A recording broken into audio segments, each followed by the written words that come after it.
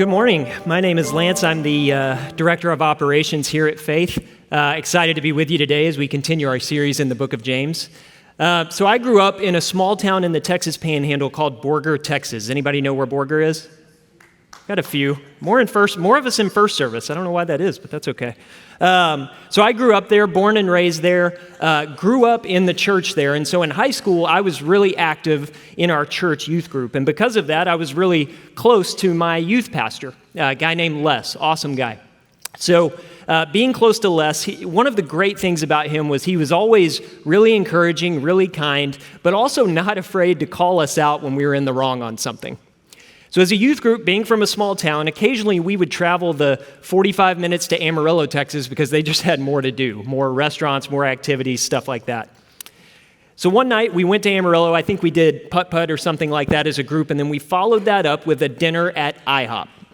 Now, I don't know what a waitstaff thinks when they see 20 to 30 high school students rushing through their doors, but I can't imagine it's positive. And that night, in particular, it was clear that the waitress serving my table had no desire to be waiting on us that night. Throughout the course of the dinner, she was just impatient with us, short with her words, generally inattentive. And for some reason, this really bothered me that night. Through some combination of pride and immaturity, I started making comments to the rest of our table about what a bad job she was doing. Of course, I said nothing directly to the waitress, that would be rude, but as soon as she left, I would let everyone know how bad she was at her job. At 17 years of age, having never waited tables a day in my life, I thought I knew better than anyone else what she was doing wrong. So my youth pastor, he's sitting next to me this whole time, and he's hearing this go on, and finally he leans in, and we had one of those moments where he opened my eyes to what I was really doing. I don't remember his exact words, but it went something like this. He said, there's a chance this waitress is at the end of a 12-hour shift and she's just worn out. There's a chance that she has kids she has to take care of at home.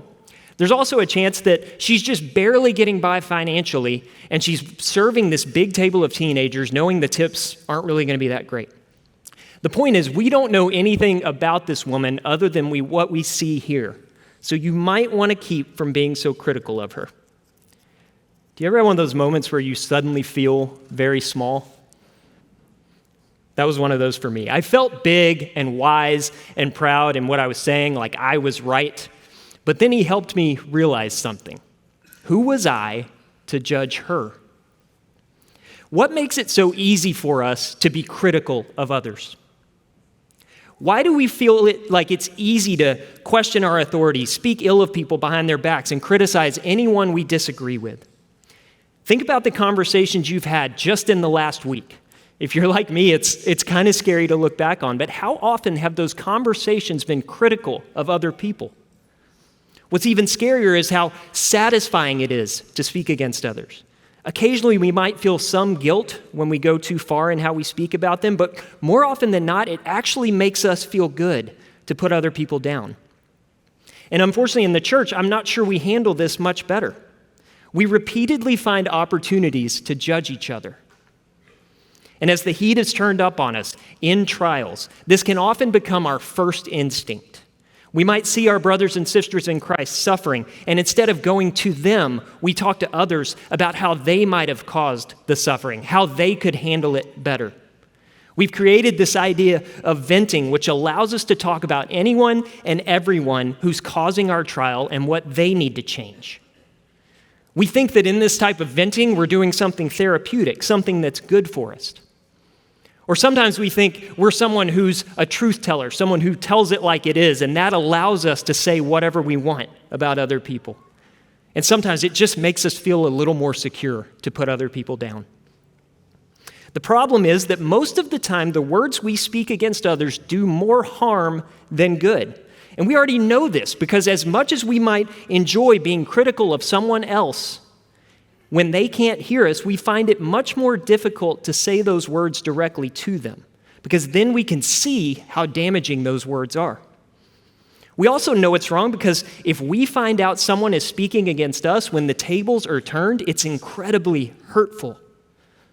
So why is it so wrong to speak against other people? As we've seen throughout the course of our series in the book of James, the recipients of this letter were in a serious trial. Things were going great for them in Jerusalem. That church was thriving and it was growing. And then persecution came and they were scattered. They were facing a new trial and trying to figure out how to handle it. Based on James's instruction to them, we can tell they hadn't really handled it all that well. They needed wisdom to learn how to endure the trial they were in. If you've been with us throughout the series, you know that he gave them a recipe back in chapter 1 to live through this time. He said this in 1:19, "Know this, my beloved brothers, let every person be quick to hear, slow to speak, and slow to anger." For the last 3 weeks, we've been talking about the how and the why of being slow to anger. Jamie taught us 2 weeks ago from the beginning of chapter 4 on the source of our anger, how we lose that eternal perspective. And in our desire to get what we want now, we get angry. Last week, Dr. Anderson taught us about the importance of humility in being slow to anger. He taught us those 5 steps to humility from chapter 4, to submit to God, resist the devil, draw near to God, deal with sin, and declare our dependency on God. Today, we're going to see one of the biggest ways a lack of humility reveals itself when we're angry. We'll just have 2 verses today, 4, 11, and 12. But in those 2 verses, there's 4 very powerful and challenging sentences that we're going to look at today. So look at that first sentence in verse 11 with me. He said this, "Do not speak evil against one another, brothers." James started with a short command on what not to do here. But it's a really, really challenging one. The verb used here for speak against is a broad term that covers any kind of negative talk that is harmful to someone else. It means to speak ill of, degrade, defame, or slander. It's what we do when we use words to try and lower the listener's view of another person. It's when we say, "I don't know if he's the right person to lead that." Or, "Did you see how she spoke to her kids just now? Hey, can you believe they spend their money that way?" Or in church, it's, "Can you believe they played that song?" Or, "Wait, they're letting this guy teach today?" It's anything you might say just to make sure everyone hearing knows that the other person isn't as great as some might think they are. And as James' audience faced their trial, we know from the beginning of chapter 4 that they had started to fight and argue with each other. Anytime there's division in a group, what naturally follows is this kind of negative talk about others in the group. And James was telling them to stop it. And it's important to note here who he's talking to and who they're talking about. He said, "Don't speak evil against one another, brothers." One another, brothers. So my kids normally get along well. They're 7 and 9. But like any sibling relationship, occasionally they get into heated arguments. And they resort to name-calling, making faces at each other. There was rumor of a slap that happened a couple weeks ago, but we didn't see it, so we had to just let it go. But this happens from time to time. At 7 and 9, they're just not fully equipped to deal with those disagreements, so they take it out on each other. And on those occasions, when they get really angry, I try to take that opportunity to sit them down together, face to face, and I say this, "Hey, I need to remind you of something. You guys are family. You love each other. You need each other. And I know you're mad, but don't let that cause you to do something that hurts the other person. Sometimes we need to be reminded that we're family." I think this is what James was doing when he called them brothers. In this passage and throughout the book, he was reminding them, they're family. We're brothers and sisters, and we're doing this to one another. So he commanded them not to speak against one another, then explained why they shouldn't do this. Next part of verse 11. "The one who speaks against a brother or judges his brother speaks evil against the law and judges the law." So in this sentence, we see what is actually going on when we speak against a brother. It's like a behind-the-scenes look at what's actually happening. See, we think we're helping out because we're so good at evaluating people. We think we're showing how wise we are because we can evaluate other people's behavior. And James would say that what we're actually doing is being a judge, and not just a judge of the person, but a judge of the law. So what does that mean? Well, to help us understand, think about what happens when you intentionally break a law. So I live just off of 1488, which over the last few years has just gotten busier and busier. But occasionally, when it's open, it feels like a freeway where the speed limit should be 70 miles an hour. The problem is, there's a sign that reminds me every couple miles that the speed limit is actually 50 miles an hour. That's the law. And when I'm in my car and I'm in a hurry, I disagree with that law, and I've paid for that. Nobody else struggles with this, right? So I've gotten a lot better, but there was a time when I would intentionally break that law because I disagreed with where they set that speed limit. And it's not just that I was breaking the law, I was doing that, but in doing that, I was also making a statement about the law itself. I was saying, it's not worth following. It doesn't apply to me. I know better than my authorities what this law should be. And after a couple of speeding tickets, it was confirmed that I'm not the judge in that situation. In breaking the law, I was actually making myself a judge over the law. So what law are we judging when we speak evil against one another? Go back to chapter 2, you see the law James was referring to when he addressed his readers on showing partiality in the group. In 2:8, he said this, "If you really fulfill the royal law according to the scripture, you shall love your neighbor as yourself, you are doing well." So for James, the royal law was to love your neighbor as much as you love yourself. Speaking against a neighbor is the opposite of that. And when we do it, we're making a decision. We're saying we know better what the law should be. We know more than the one who gave it. Are we really that smart? Do we really have that kind of insight into other people? We all know the royal law is good. No one here would actually say we shouldn't love one another. But when we judge each other, we're disobeying that law, even though we say we agree with it.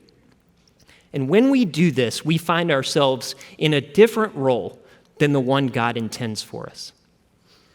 Look at the last sentence of verse 11. "But if you judge the law, you are not a doer of the law, but a judge." When we put ourselves in the position of judge, we've stopped being doers of the law. Remember, back in chapter 1, verse 22, James said to be doers of the word and not hearers only, deceiving yourselves. He went on to say in verse 25 that the one who looks into the perfect law, the law of liberty, and perseveres, being no hearer who forgets, but a doer who acts, he will be blessed in his doing. Remember, to be blessed in the book of James means to be genuinely happy. We don't find that type of happiness when we put ourselves in the position of judge over others and thus over the law. It might satisfy our anger for a bit or make us look good, but it never leads to genuine happiness. Being a doer leads to happiness, not being a judge. So if we're not supposed to speak against our brothers or judge them, who can? What would qualify someone to do this? Verse 12 tells us, look at what James said. He said, "There is only one lawgiver and judge, he who is able to save and destroy." This is where humility starts. In recognizing that we're not able to judge because only God is able. That's who James was talking about here. God is the only one qualified to be a judge over the law and over us. He's the only one who can see and evaluate our works. When we judge, we're trying to take on a role we're just not qualified to take on. We don't have enough understanding to do it well. There's a popular trope in comedy movies, and it's the body switch comedy. You're probably familiar with this. I know it's popular because a different version of it comes out every year. The one I'm most familiar with is a movie called Freaky Friday. Would you believe there's 3 versions of this movie now? So there's 3 versions, but the story is generally the same. It's about a mother-daughter relationship where the daughter is always complaining about or arguing with the mother, and the mother is always complaining about or arguing with her daughter. Each character thinks they know better than the other how to do the other one's role. Then through some kind of magic, they switch bodies overnight, and now the daughter finds herself in her mother's body, and she's got to go to work and provide for her family. The mother now finds herself in her daughter's body, and now she's got to go to school and deal with teenage drama and bullying and whatever else comes up. And the story always finds resolution when the mother and daughter recognize how hard the other's role is. They realize they can't handle the other's day to day. And so they come out of the experience with more love and more appreciation for each other. They're not as critical when they know what their role is. That's what we do when we judge others. We take on a role we're just not qualified to take on. We forget our place. So what is our role? Go back to one of James's most penetrating warnings back in chapter 2, where he said this. He said, "So speak and so act as those who are to be judged under the law of liberty. For judgment is without mercy to one who has shown no mercy. Mercy triumphs over judgment." Our role is to be the one who shows mercy, because we will be judged by the judge, who will use the standards we apply to others against us. Mercy says, I don't know this person's whole story. Mercy says, my brother or sister is being molded and shaped by God just like I am. So I have no right to put a sentence on them. The image you see in our video each Sunday for this series is that of a potter forming the bowl. You can see it's a process. There's times when the clay is still being formed. There's times when the bowl isn't strong enough and it needs to be broken down.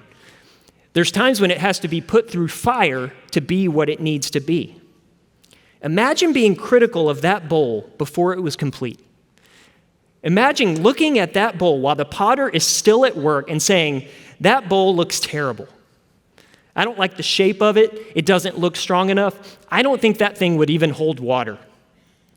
You wouldn't do that because you're not the potter, and you probably trust that the potter knows what they're doing. They know what the end product should be. They know what they're trying to make. You might offer to help the potter in the process, but you would trust that the potter has a plan and let them decide when the bowl is ready. You withhold judgment because the Creator decides when it's ready. Paul taught this same idea in his letter to the Romans. There were disagreements there too, and it led to them judging each other.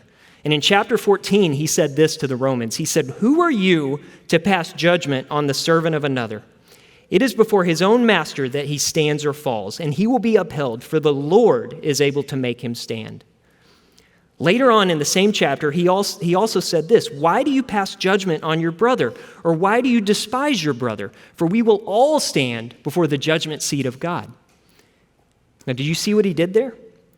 He said the person you're judging and speaking against doesn't stand before you at the judgment seat of Christ. They're not your servant. They don't report to you. In fact, the person you're judging is your equal before God. Why? Because, as James said, he's the one who is able to save and to destroy. The words for save and destroy here are polar opposites. They're strong words, but since James was speaking to believers here, the context tells us he wasn't talking about eternal salvation. What he's referring to is how God will preserve or destroy our works at the judgment seat of Christ. He's the only one able to do that.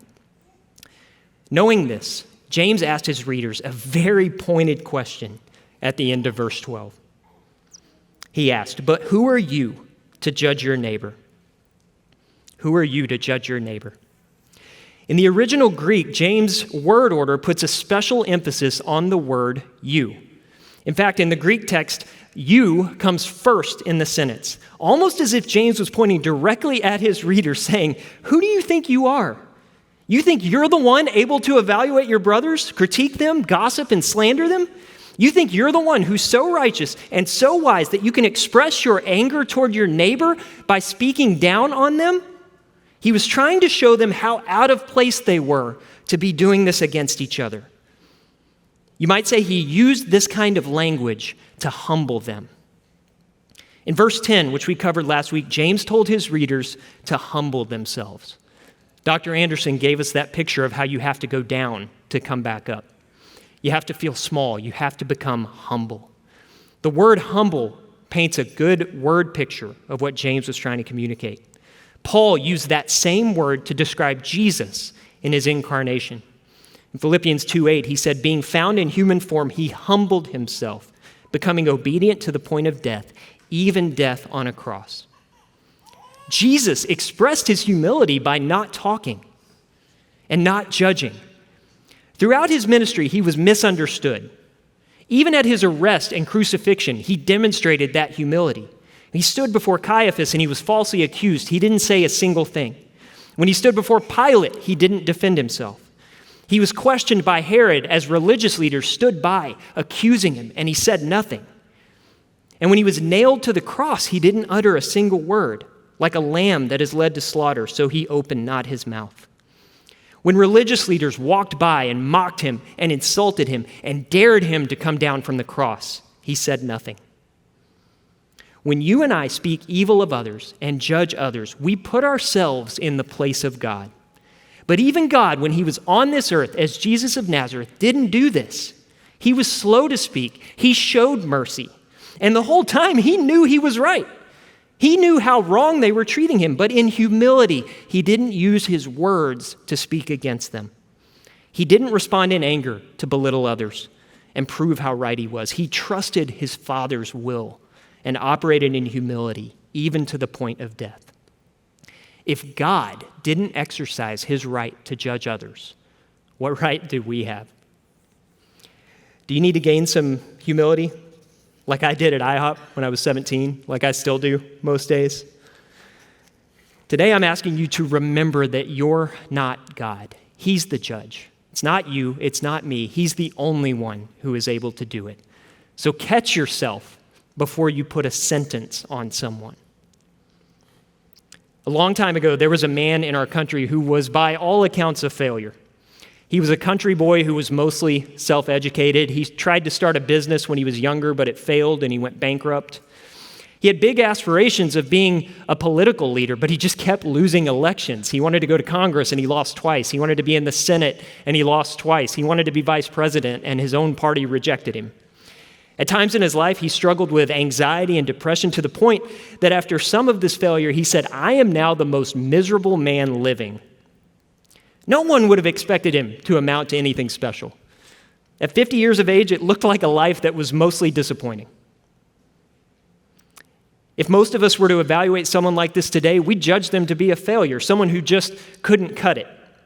The funny thing is, after all that failure, this man somehow became president of our country during one of our darkest times. It was Abraham Lincoln. Today, most historians view Lincoln as one of the best leaders we've ever had in this country. And before he became that, I'm sure there were people around him passing judgment. He's a failure. He's someone who can't win. They probably felt big and proud to pass judgment on him. And if they saw what he became and how he's viewed now, they might feel very small. They lacked the perspective needed to judge. We don't know what God has planned for the people sitting around us today. We don't know what he wants to do with that person at the cash register, that waitress at your table, or any of the people you interact with on a daily basis. So do yourself a huge favor and just try to be quiet. Stop judging your brothers and sisters. It divides us. It weakens the church. Be quick to listen, slow to speak, slow to anger. Ease up on people. Show mercy so that God will be merciful to you when he judges you. You know, as I wrestled with this topic for a couple of weeks, I kept thinking of something. Anytime I have a conversation with someone and I recognize that they don't feel the need to ever talk bad about people or criticize them or gossip, it catches my attention. It impresses me. You know, if we say we follow Jesus, people are paying attention to how we speak to each other. They're paying attention to how we talk about each other. They're paying attention to how we handle anger. And wouldn't it be a powerful witness if we were characterized by the kind of humility that doesn't need to judge other people, but instead shows love to other people? I'm asking you today to try to show mercy in how you treat people and how you talk about people this week. Make it a goal to show more mercy.